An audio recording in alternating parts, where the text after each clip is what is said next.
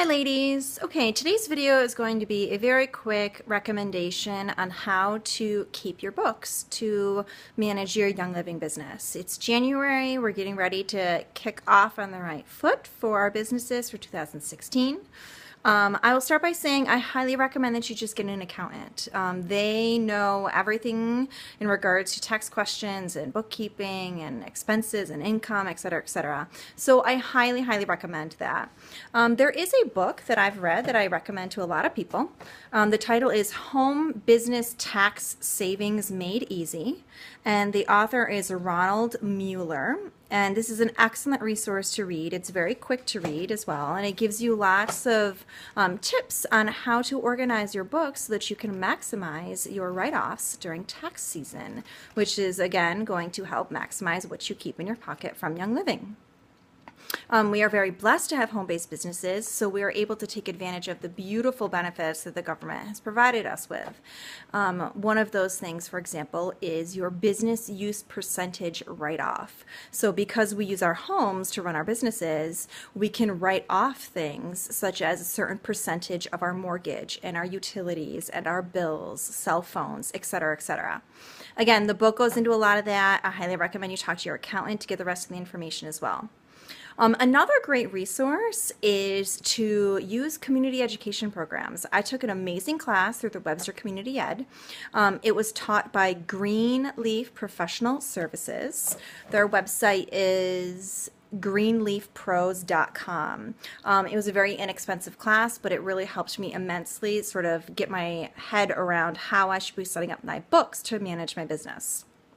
So based on those two sources of information, I'm just going to run through what I do and what I'm planning on doing for 2016 to make sure that everything is all organized the way it should be. The first thing I want to mention is mileage. So we are able to write off our mileage for running errands for our business, client meetings, classes, things like that.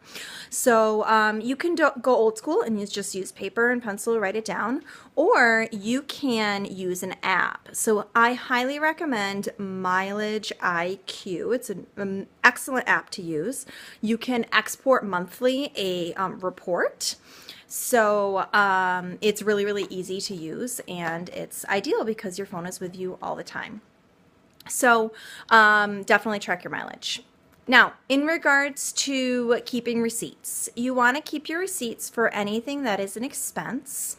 If you paid to rent a space, to hold a class, if you had to mail a package to a prospective client, if you went and bought books to help you grow in the industry on network marketing, your ER orders, maybe you just need staples, any type of office supplies, things like that. Definitely keep your receipts. Now, because most receipts are printed on thermal paper now, it's really easy for them to fade, and that would obviously be a problem if you were audited. So you want to make sure that you have either like a camera snapshot of the receipt, or you can buy these really awesome receipt scanners, and it'll just scan it and then turn it into a PDF, and you just keep that right on your computer, or if you're using Google Drive, you could put it there. And then, of course, just print that out every month to staple with your monthly expenses. Also do the same for your mileage tracker. Definitely going to want to print that out monthly. So, in regards to what you should probably keep track of, I just basically take a Word document because I frankly don't know how to use Excel. I probably should know how at this point, but I just don't. I know there are some amazing people in our team that do use Excel, and they would be an excellent resource if that's something you want to try, but that is not me. So I just open up a Word document, and I start just with the month, the year, and my first category is expenses. And I just created a table, and I put the date, and I put the vendor, the product or the service, and then the total expense. And I just keep track of like everything I mentioned before, any type of expense that my business has incurred that month. The next category is income.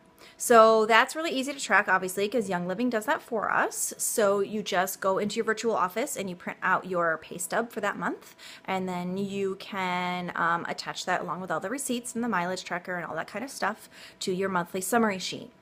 Obviously, subtract the two, figure out what your net was for that month. And you'll just continue to repeat this process, do this every single month, and then when you go to turn in all your paperwork for tax time, your accountant will be very happy. It will probably save you money because you won't have to pay him or her the extra time to sift through all of your receipts. And it gives you a really good perspective on how well your business is doing and how well you are growing.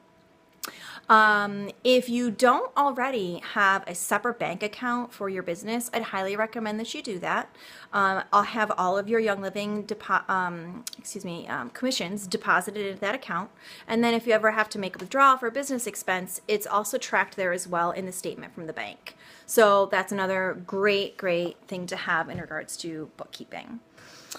I think that's all for right now. If I think of anything else, I'll definitely make a subsequent video. But if you have any questions, feel free to let me know. Or if you have anything to add, also let us know. All right, take care. Bye-bye.